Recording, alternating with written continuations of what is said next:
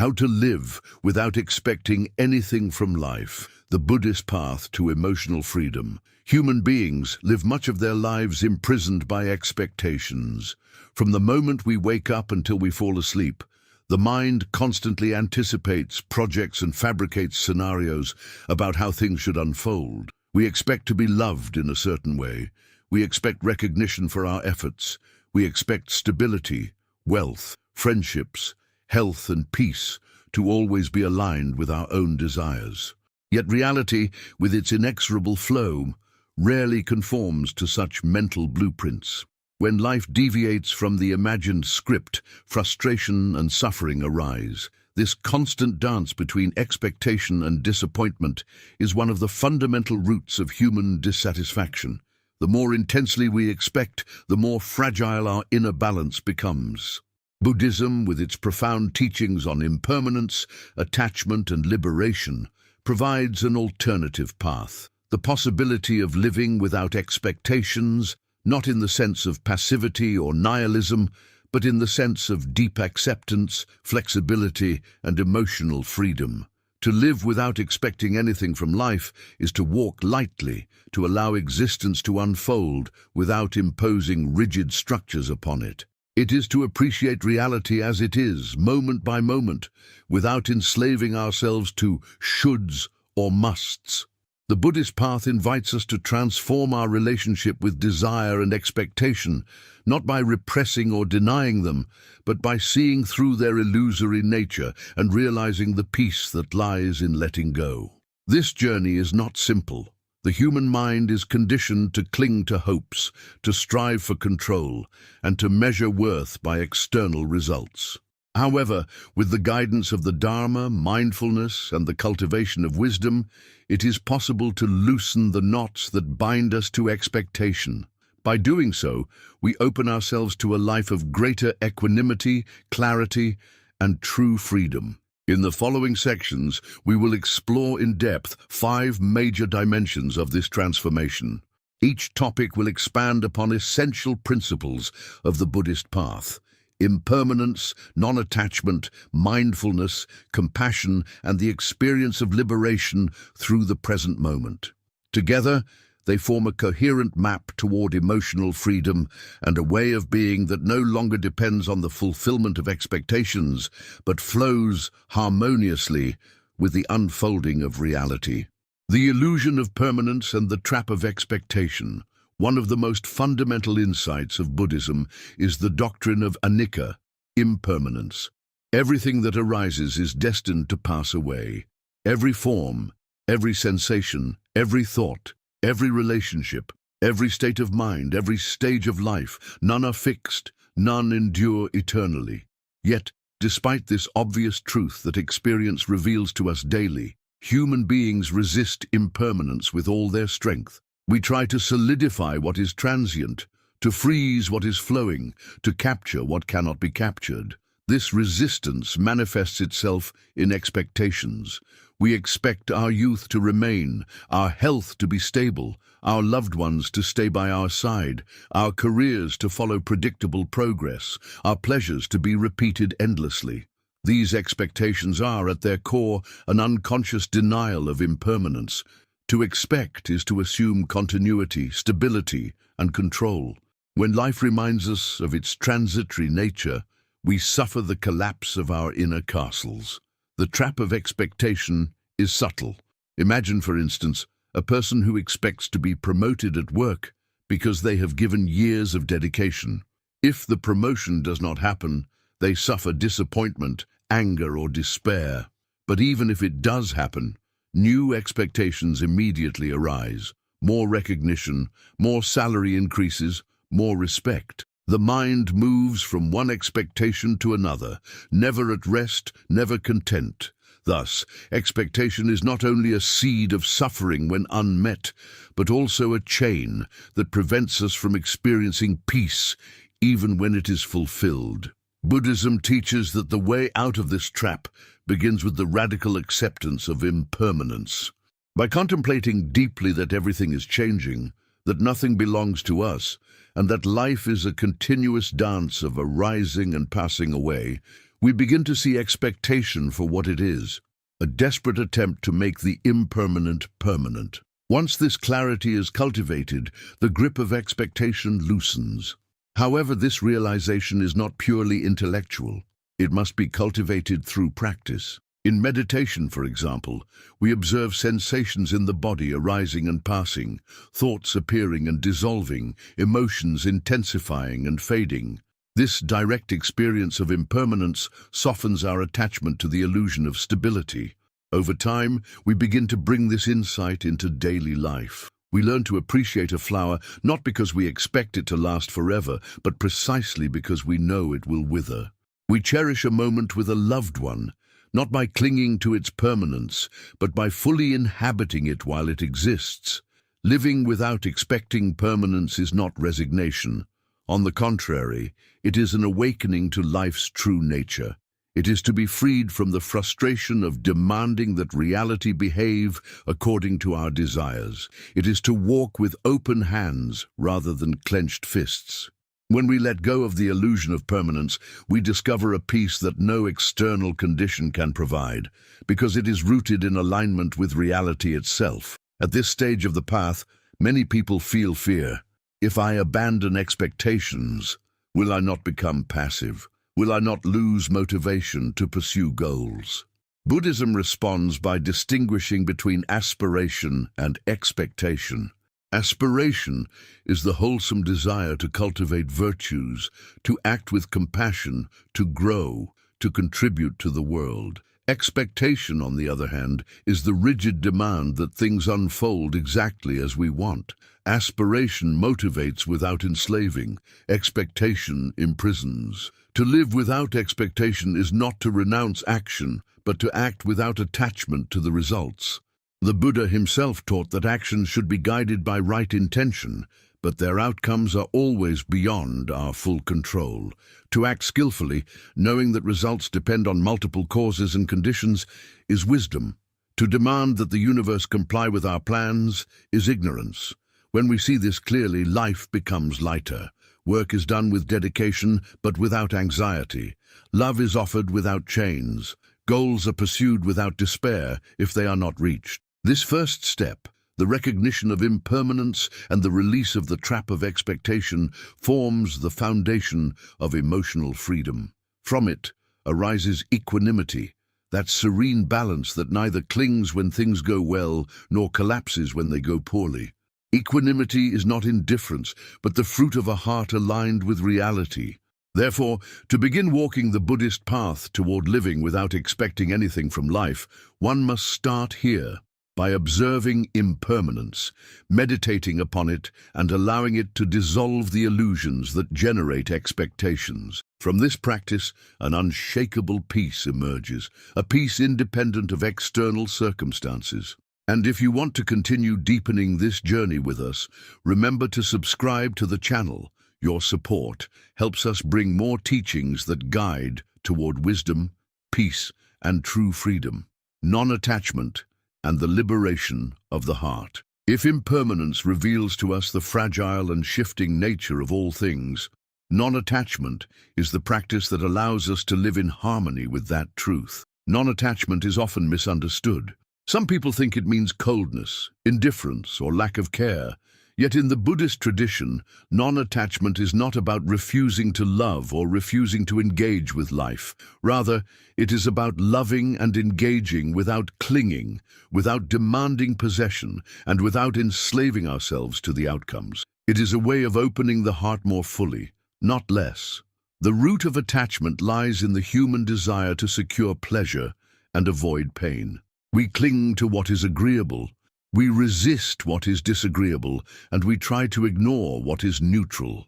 This endless cycle of grasping and aversion creates the constant turbulence of the mind. The Buddha described this as tanha, thirst or craving. Like a person lost in a desert, we wander through existence desperately trying to quench a thirst that never truly goes away. Each time we satisfy one craving, another arises. Each time we hold on to something, the fear of losing it corrodes our peace. Attachment is both the chain and the torment. Non-attachment is the radical shift that breaks this cycle. It is the realization that clinging only leads to suffering and that freedom lies in releasing the tight grip of craving.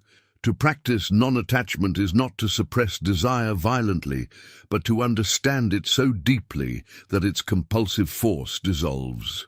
It is to relate to the world with open hands, willing to receive what comes, willing to let go when it passes, and willing to remain whole regardless of external fluctuations. The nature of attachment. To understand non-attachment, one must first recognize the many subtle forms of attachment that dominate daily life. We cling not only to material possessions, but also to relationships, identities, roles, ideas, beliefs, and even to our own image of who we are. Consider how often people define their worth by external markers, their job title, the admiration of others, their social status, or their possessions. When these external conditions change, as they inevitably do, their sense of self collapses. This is attachment, the binding of our identity to something transient. Similarly, we attach to people, expecting them to fulfill our needs, to behave in ways that align with our preferences, and to remain constant sources of comfort. When they change, disappoint, or depart, we suffer deeply. Even in spirituality, attachment can arise. We may cling to certain practices, teachers, or ideas, turning them into rigid absolutes instead of living guides.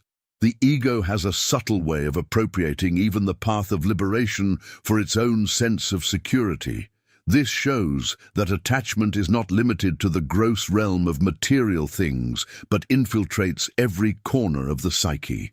The Buddhist path to non-attachment. The Buddha's teachings point to several practices that cultivate non-attachment.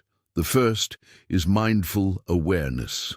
By observing our thoughts, emotions, and reactions without judgment, we begin to notice how craving arises. We see the subtle tightening in the chest when we want something, the agitation when it is threatened, the despair when it is lost. This clarity is already a loosening of the chain. What was unconscious becomes conscious, and therefore transformable. The second practice is generosity. By giving freely, whether material goods, time, or kindness, we train the mind to release its grip. Generosity is the antidote to greed, the active practice of letting go. Each act of giving, when done without expectation of return, is a step into the spaciousness of non-attachment. The third is the meditation on impermanence. By reflecting on the fact that everything we cling to is transient, we weaken the illusion that possession can secure happiness. In some traditions, practitioners even contemplate their own mortality, not as morbid obsession, but as a vivid reminder that nothing can be held forever. When the truth of impermanence is deeply realized, the energy of clinging loses its power. Finally, there is the practice of compassion. When we act out of compassion, the focus shifts from me and mine to the well-being of others. Compassion expands the heart beyond self-centered grasping. It teaches us that love is not about holding, but about giving, not about possession, but about freedom. Compassionate love allows others to be as they are, without demanding that they conform to our expectations. The paradox of non-attachment. One of the profound paradoxes of non-attachment is that it leads to deeper connection. At first glance, people fear that if they do not cling, they will not love. Yet attachment and love are not the same. Attachment is self-centered. It seeks to control, to possess, to secure one's own comfort. Love, in its purest form, is selfless. It seeks the good of the other, regardless of personal gain.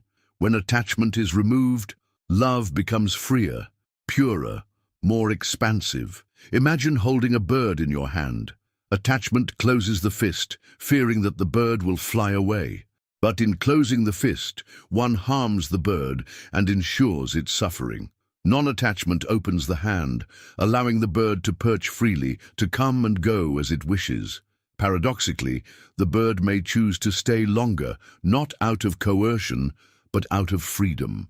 This is the essence of true love, to give space, not to imprison, The same applies to life itself. When we cling to life, fearing its loss, we live in anxiety. But when we embrace non-attachment, accepting even death as part of the flow of existence, we begin to live fully. Non-attachment liberates us not only from suffering, but also from fear, because fear is born from the possibility of losing what we cling to. Without clinging, there is nothing to lose, and therefore nothing to fear. Non-attachment in everyday life. How, then, can one embody non-attachment in the midst of modern life with its complexities and demands? The path is not about abandoning responsibilities or withdrawing to a cave.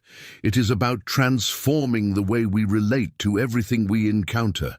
In relationships, non-attachment means appreciating the presence of loved ones without demanding that they fulfill all our needs.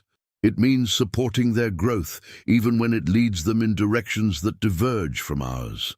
It means not collapsing when they change or when separation comes, because we understand that love is not ownership.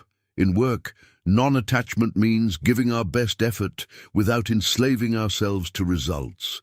We act with diligence and skill, but we recognize that outcomes depend on countless factors beyond our control. Success and failure are both embraced as teachers. Non-attachment frees us from the anxiety of control and allows us to work with joy. In material life, non-attachment means enjoying what we have without identifying with it. We may own possessions, but they do not own us.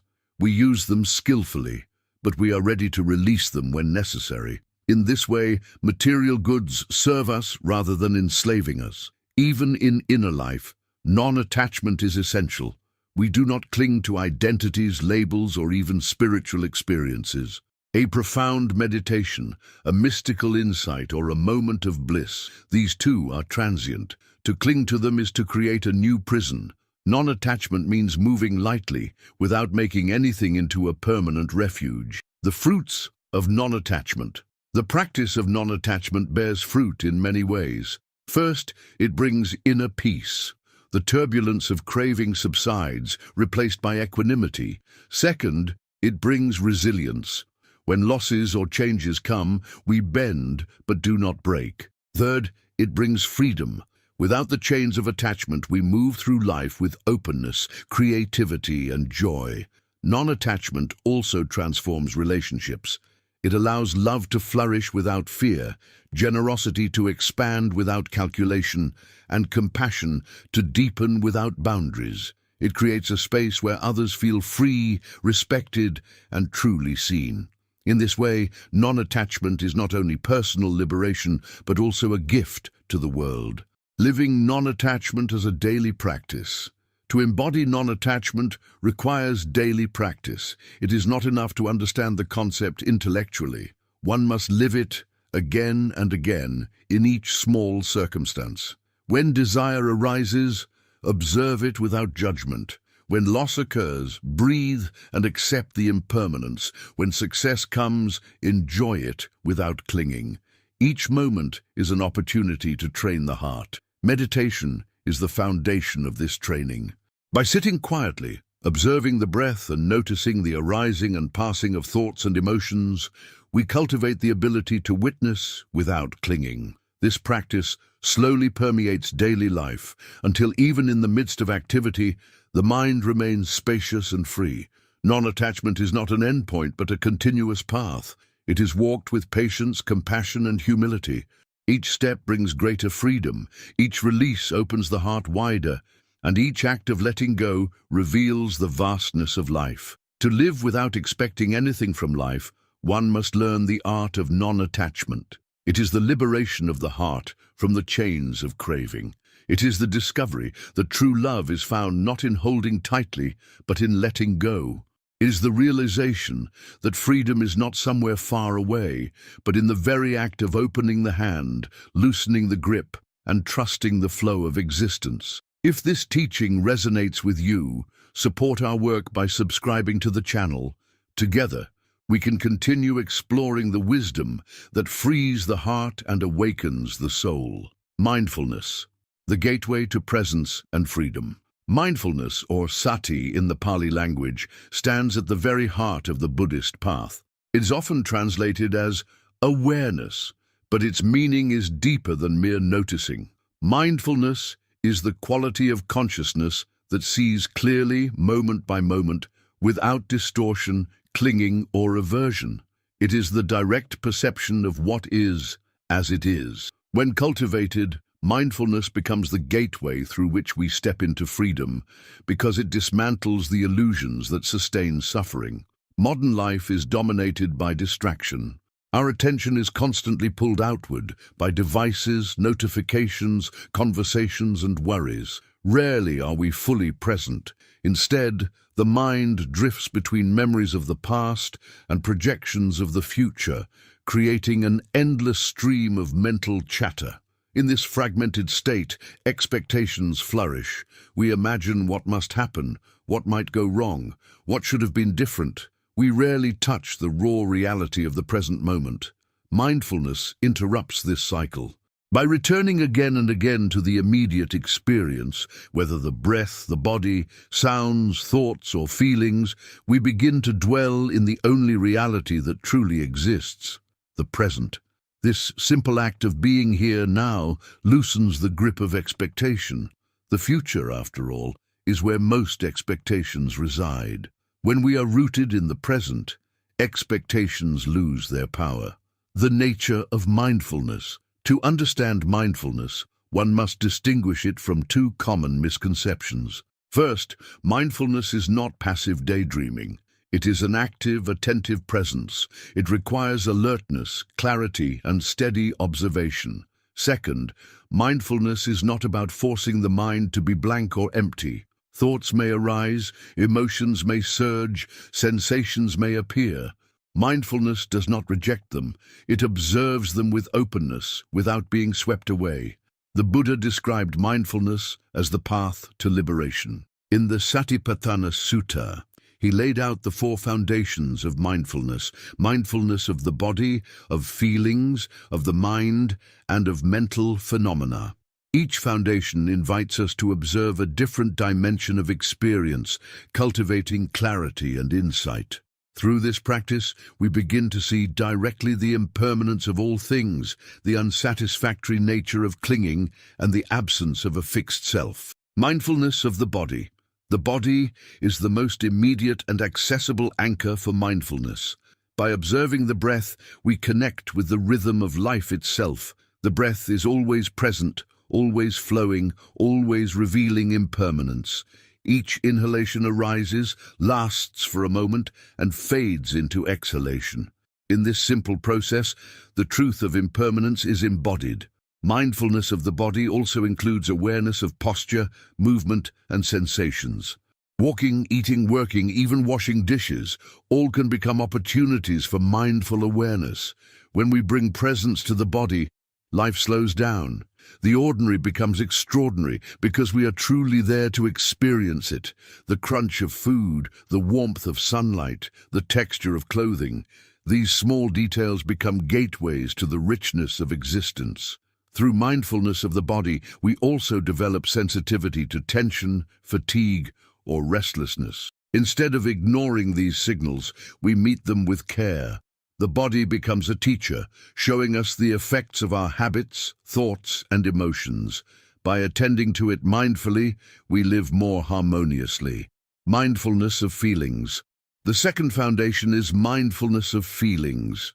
In Buddhist psychology, feelings are not complex emotions, but the simple tones of experience, pleasant, unpleasant, or neutral.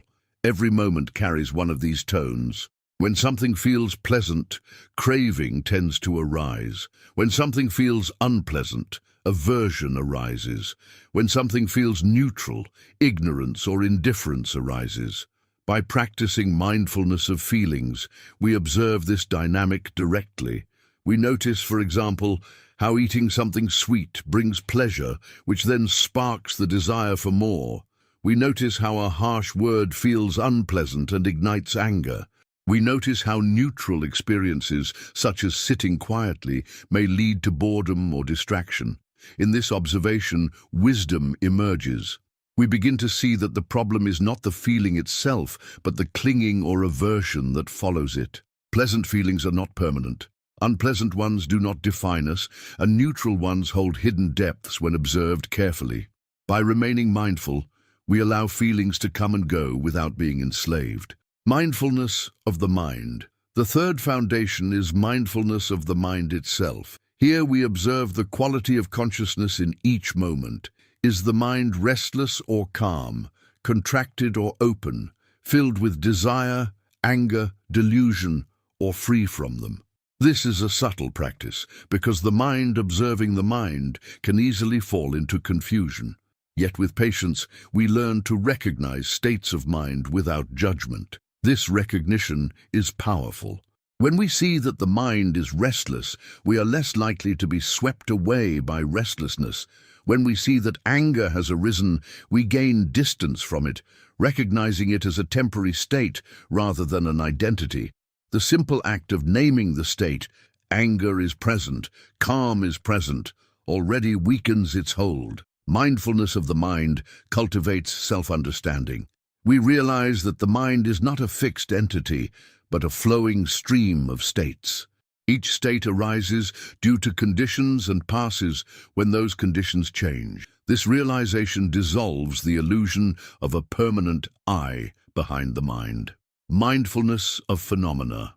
The fourth foundation is mindfulness of mental phenomena, such as thoughts, perceptions, intentions, and the teachings of the Dharma. Here we observe patterns, how thoughts arise, how they link to each other, how they create stories. We see directly how craving, aversion, and ignorance operate. We also apply mindfulness to the principles of reality, such as impermanence, suffering, and non-self, contemplating them as they manifest in our experience. This stage of mindfulness deepens insight. It allows us to see the mechanics of suffering in action. For example, we may notice how the thought, "I need this to be happy," arises, how craving follows, and how disappointment results when reality does not comply. By observing this chain mindfully, we cut through the illusion. The transformative power of mindfulness. Mindfulness transforms because it replaces unconscious reactivity with conscious presence. In ordinary life, we often react without awareness. We feel anger and lash out. We feel desire and grasp impulsively. We feel fear and withdraw. Mindfulness creates a space between stimulus and response. In that space, freedom arises. We can choose skillful action rather than being driven by habit. Moreover, mindfulness reveals the true nature of reality. When we observe experience moment by moment, we see impermanence. Sensations arise and pass, emotions come and go, thoughts appear and dissolve. We see unsatisfactoriness. No experience, no matter how pleasant, can provide lasting fulfillment. We see non-self. Everything we call me is just a collection of changing processes.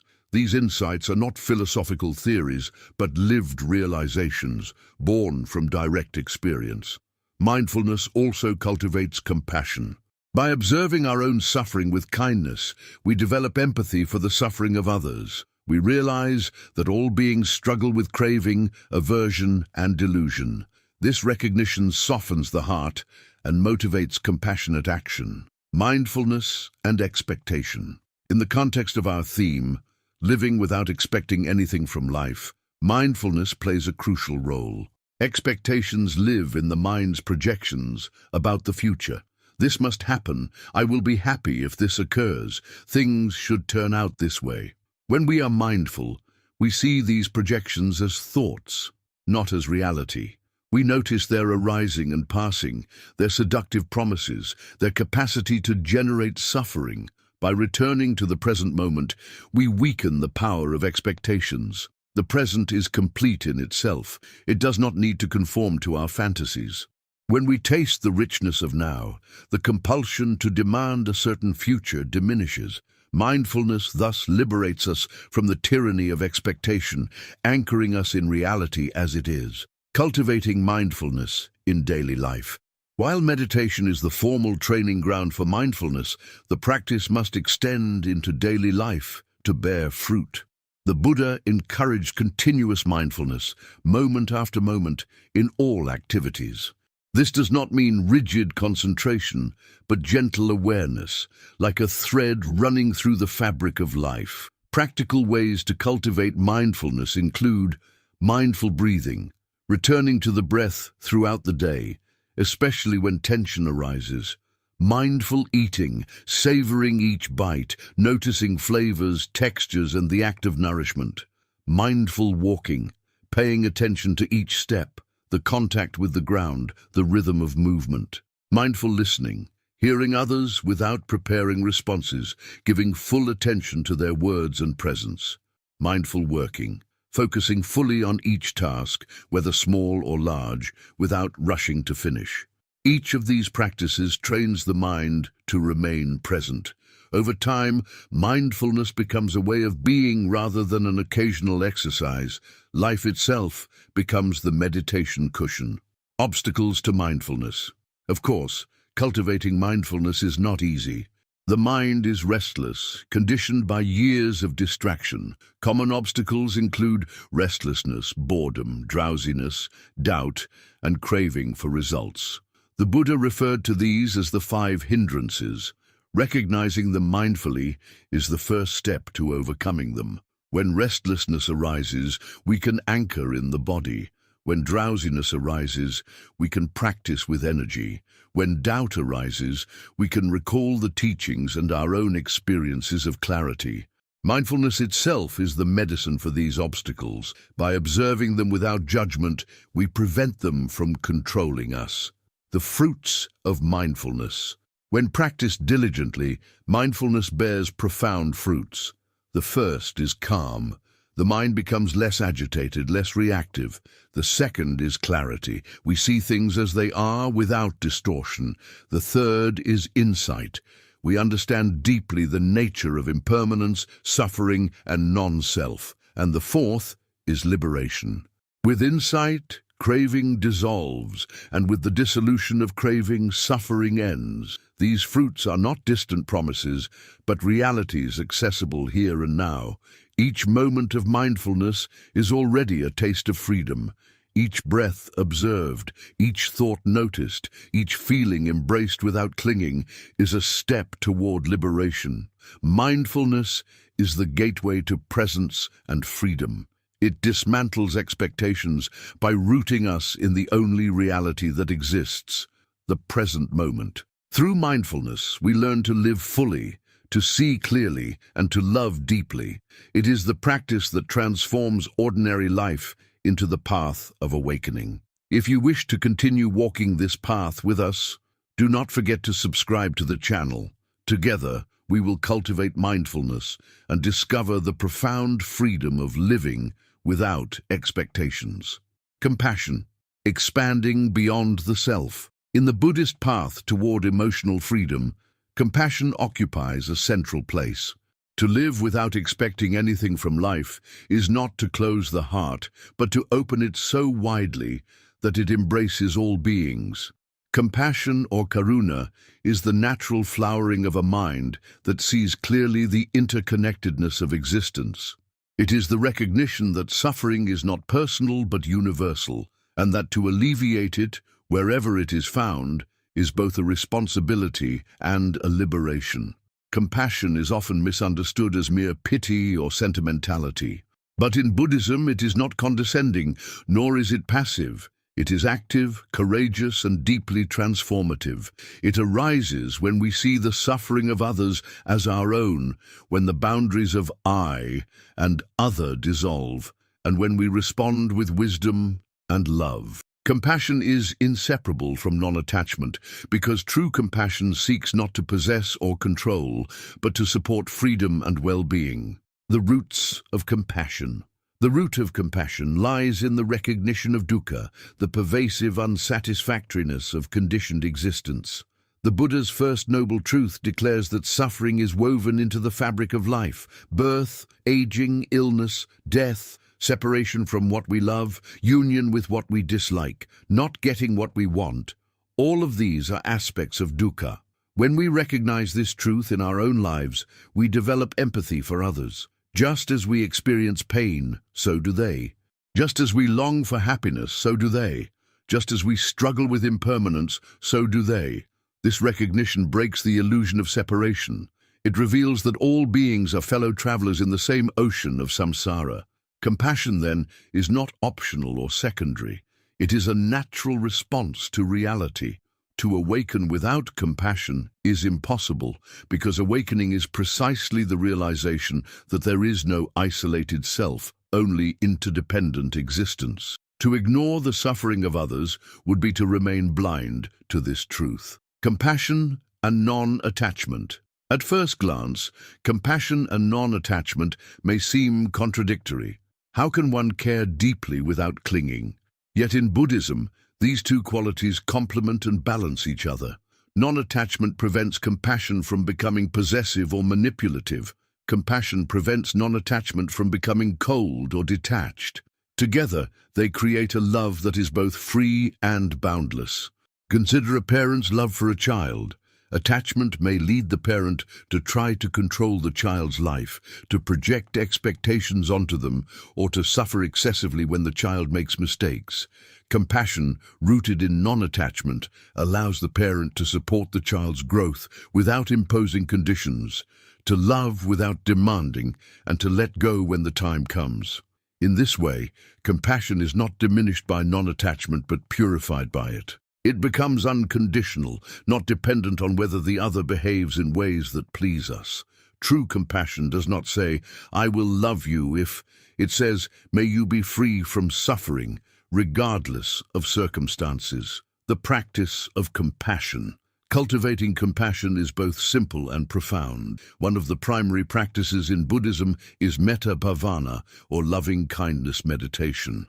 In this practice, we begin by generating feelings of kindness toward ourselves, then gradually extend them to loved ones, to neutral people, to difficult people, and finally to all beings, without exception. The phrases used may vary, but they often follow a pattern such as, "May I be safe, may I be healthy, may I be at peace, may I live with ease." Then, "May you be safe, may you be healthy, may you be at peace, may you live with ease." The repetition of these wishes plants seeds in the mind, softening hostility and expanding goodwill. At first, the practice may feel mechanical or forced, but over time, the heart responds. Barriers begin to dissolve. We feel warmth even toward those we once considered enemies. Compassion becomes not only an intention, but an embodied reality. Beyond meditation, compassion is cultivated in daily life through acts of generosity, listening, patience, and service. Each time we choose to alleviate suffering instead of ignoring it, compassion grows. Each time we meet anger with kindness, fear with understanding, or ignorance with patience, we train the heart.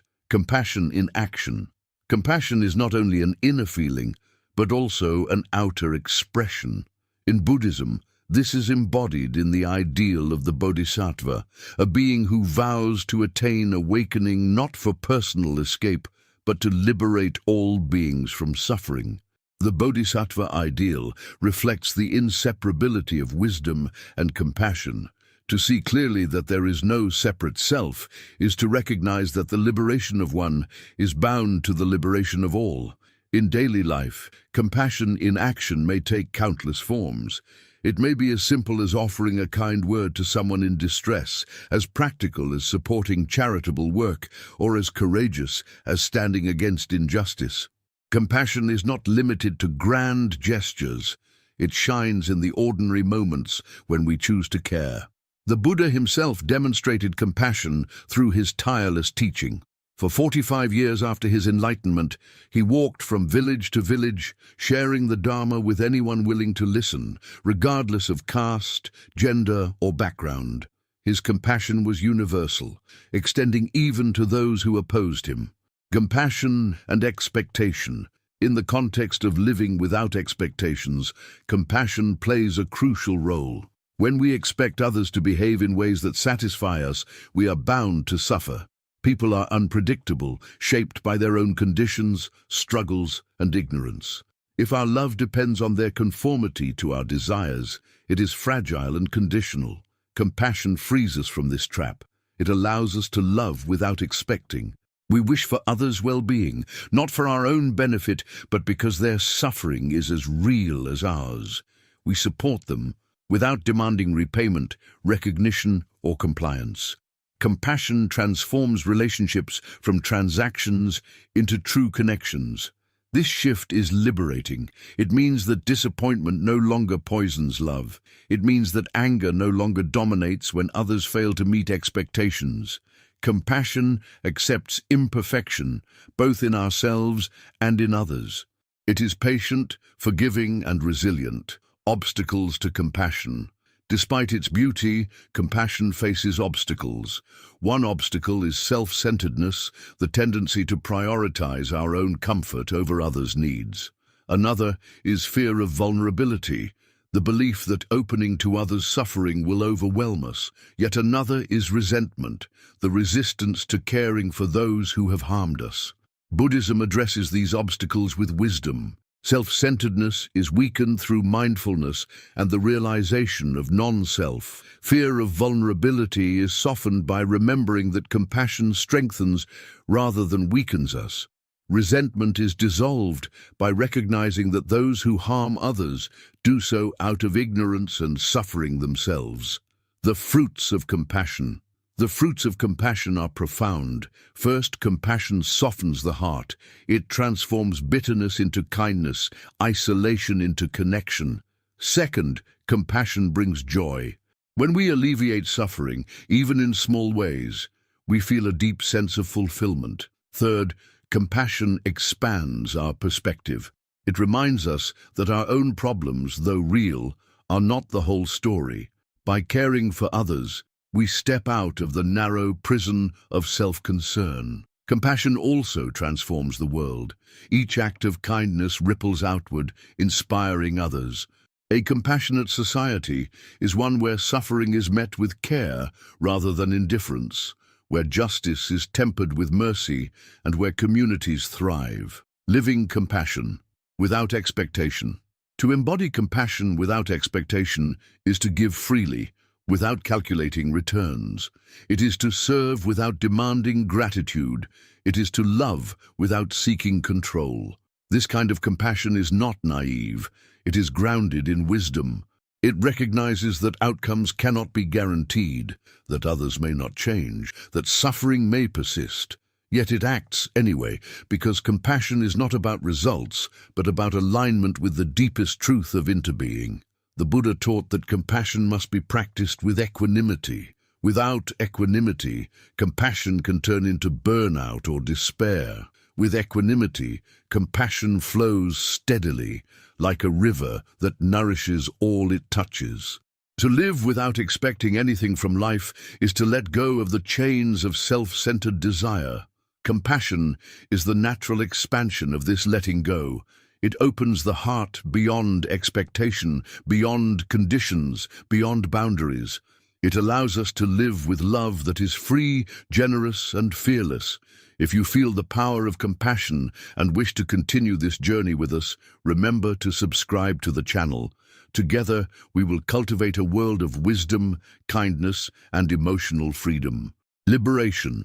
Through the present moment, to live without expecting anything from life ultimately culminates in one profound realization. Liberation is not found in the distant future, nor in some imagined perfection, but in the full embrace of the present moment. The entire Buddhist path, with its teachings on impermanence, non-attachment, mindfulness, and compassion, converges here. The present is not merely a fragment of time sandwiched between past and future. It is the only reality we ever truly encounter. Freedom, therefore, is not about constructing a flawless tomorrow, but about awakening to the richness of now. Human beings often live as if life were deferred. We postpone happiness until conditions are favorable. I will be happy when I succeed. I will be at peace when I find love. I will be fulfilled when I achieve this goal. Yet the future never arrives as expected, and when it does, new expectations emerge. This constant deferral traps us in dissatisfaction. The Buddha called this cycle samsara, the endless wandering fueled by craving. The present moment is the exit from samsara. When we inhabit it fully, without clinging, without resistance, and without expectation, we taste liberation. We realize that peace does not depend on external arrangements, but on the quality of awareness itself, the nature of time, and the illusion of expectation. Expectations are almost always future-oriented. They are projections of the mind, stories about what should happen. Yet the future exists only as thought. It has no independent reality. When we pin our hopes on it, we are essentially grasping at shadows. The past, too, is but memory. It influences us, shapes us, but it does not exist outside the mind's recollection. To live chained to the past is to live in a phantom world. The only dimension that is real, immediate and undeniable is the present. Buddhism teaches that liberation comes from recognizing this truth. When we withdraw energy from past and future, when we stop feeding expectations, regrets and fantasies, the mind settles. In that stillness, the present reveals itself as vast, luminous and sufficient. The practice of presence. Presence is not achieved through force, but through gentle awareness. Mindfulness, as we saw earlier, is the key. By paying attention to breath, body and sensations, we anchor ourselves in the present. Over time, this anchoring becomes natural. We discover that the present is not a narrow point, but a wide, flowing field. Presence is not about rejecting thought or denying planning. Practical life requires memory and foresight.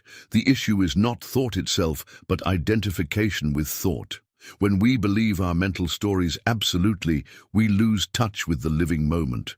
Presence means relating to thought as thought, not as absolute truth. Practices that cultivate presence include breath meditation, observing inhalation and exhalation as anchors to now, body scanning, noticing sensations from head to toe, grounding in physical immediacy, sound awareness, listening fully to sounds as they arise and fade, open awareness, allowing all phenomena, thoughts, feelings, sensations to arise in the field of mindfulness without clinging. Each practice reveals that the present is always available, always complete, and always free. The freedom of letting go.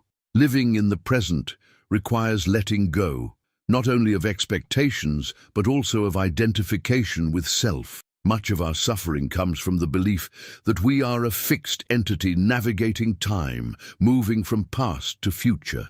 But in the present, the self is revealed as a process, not a substance.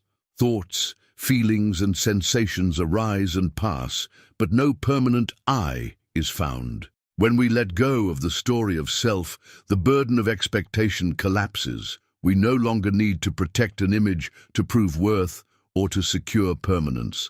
Life becomes lighter, freer. We can act spontaneously, guided by wisdom and compassion, without the chains of ego. Letting go also applies to outcomes. When we live in the present, we act wholeheartedly, but without clinging to results. This is the essence of what the Buddha taught as right effort. Effort guided by intention, not by expectation.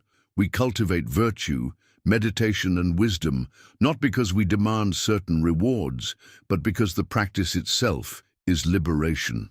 The present as a source of joy. One of the most overlooked truths is that joy is available in every moment. When we are present, even simple things reveal beauty. The warmth of sunlight, the sound of wind, the taste of food, the presence of another being. These are not grand achievements, but ordinary miracles. When the mind is free from expectation, it can appreciate them fully. This joy is not superficial pleasure, but deep contentment. It arises not from getting what we want, but from being awake to what is. It is stable because it does not depend on conditions. Even in difficulty, presence reveals moments of peace, the breath flowing, the heart beating, awareness itself shining. The Buddha often described enlightenment as the cessation of suffering, but it is equally the discovery of boundless joy. To live without expectation is to live in gratitude for what already is, rather than yearning for what might be. The role of equanimity. Presence is sustained by equanimity or upekkha.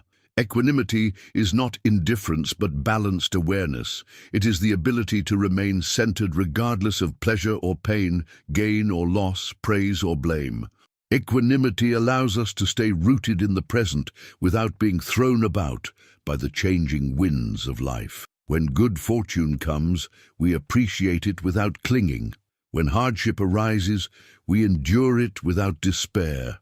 Equanimity transforms the present moment into a refuge because it is no longer threatened by change. This balance is cultivated through meditation and reflection. By observing the impermanence of all phenomena, we realize that nothing can shake the mind that rests in awareness itself. Liberation and the end of expectation. Ultimately, to live in the present is to be liberated from expectation. Expectation is always elsewhere, always conditional, always tied to what has not yet happened. The present, when seen clearly, is unconditional. It is not waiting for anything, it is already complete. This realization is the essence of nirvana. Nirvana is not a distant realm, but the extinguishing of craving, the ending of expectation. It is the peace that arises when the mind no longer demands that reality be other than it is. In this peace, we discover freedom, not freedom to control life, but freedom from the need to control it. Living liberation in daily life. How does this liberation look in daily life? It looks like simplicity. A person liberated in the present does ordinary things with extraordinary presence. Eating becomes a sacred act. Walking becomes meditation. Speaking becomes an expression of wisdom. It also looks like resilience. When challenges arise, the liberated person does not collapse because they are not depending on expectations. They meet each moment as it is, responding skillfully without being enslaved by fear or craving. And it looks like compassion. A liberated person sees the suffering of others not as a burden, but as an opportunity to extend love. Their presence itself becomes healing because it is free from the grasping that generates conflict. The journey and the destination. The path to liberation through the present moment is both the journey and the destination. Each step of mindfulness, each act of letting go, each moment of compassion is already liberation. There is no need to wait for some future enlightenment. Awakening is found now, in the very act of being fully present. The Buddha's last words were, "All conditioned things are impermanent. Strive diligently." This striving is not about chasing future expectations, but about being fully present with what is. Diligence means returning again and again to the present, letting go of distraction and resting in awareness. Final reflections. To live without expecting anything from life is not to live without meaning. It is to discover a meaning deeper than expectation, the meaning of presence, compassion, and freedom. It is to see that life, as it unfolds moment by moment, is already whole. The practice is to awaken to this wholeness, to rest in it, and to express it through love. This is the Buddhist path to emotional freedom, to accept impermanence, to release attachment, to cultivate mindfulness, to expand compassion, and to abide in the present. It is a path not of withdrawal, but of profound engagement with life as it truly is. To live in the present moment is to live liberated. It is the end of expectation and the beginning of true freedom. It is the discovery that we already have what we seek, here and now, in the simple miracle of being. If this journey has inspired you, support our work by subscribing to the channel. Together, we can continue exploring the wisdom of the present and awakening to the freedom that is always within reach.